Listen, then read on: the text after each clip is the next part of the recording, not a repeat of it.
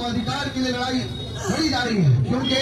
बरारी के मान सम्मान, कुर्सेला के मान सम्मान, समेली के मान सम्मान जो मिलना चाहिए था, उसके बदले में जो स्थानीय जिनको जिताया गया, जिनको मौका दिया गया, हम देख रहे हैं कि मान सम्मान के बदले जो आम आवाम को, गरीब किसान मजदूरों को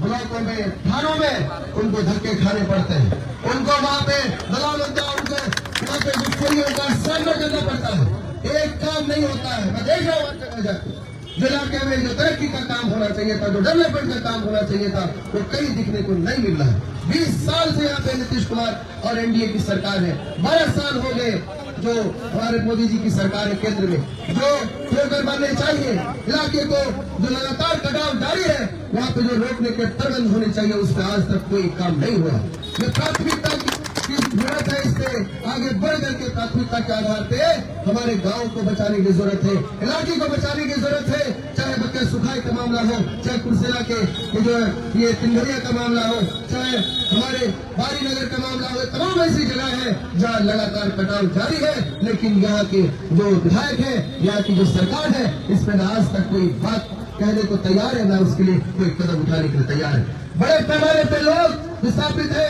जिन बेघर है, जमीन नहीं है, उनका घर कट के गंगा नदी विलीन हो गया, आज तक उनको जमीन तक नहीं मिला। लड़ाई बहुत बड़ी है साथियों, ये लड़ाई तो स्थानीय तौर पे है, जो मैंने 2-4 बातें कही, लेकिन लड़ाई इससे कहीं बड़ी है। लड़ाई महागठबंधन की सरकार बनाने को लेकर है, लड़ाई इस प्रदेश में व्यवस्था को बदलने को लेकर है, लड़ाई समान शिक्षा का अवसर देने को लेकर है, लड़ाई हमारे गरीब परिवारों को, मजदूर परिवारों को, जिसके घरों में कोई रोजगार नहीं, नौकरी नहीं, उनको 2 लाख रुपया देने का है। लड़ाई ये है कि 200 यूनिट बिजली का हम फ्री में देंगे। लड़ाई ये है कि हमारी माँ बहन को बहन योजना के तहत उनको जो 2500 रुपया पर मंथ देने का काम करेंगे। ये तमाम ऐसी योजनाएं हैं जो आने वाले दिन में हमारी सरकार बनते ही उसको हम लागू करने का काम करेंगे, और जो जनता की सरकार होगी, आमजनों की सरकार होगी, गरीबों की सरकार होगी, मजदूरों की सरकार होगी, उनके हक में आवाज बुलंद करने की सरकार होगी, वो तब मुमकिन हो पाएगा जब हम बड़ी तादाद में एकजुटता के साथ, मजबूती के साथ, महागठबंधन के उम्मीदवार के साथ खड़े हो सकते। हम जानते हैं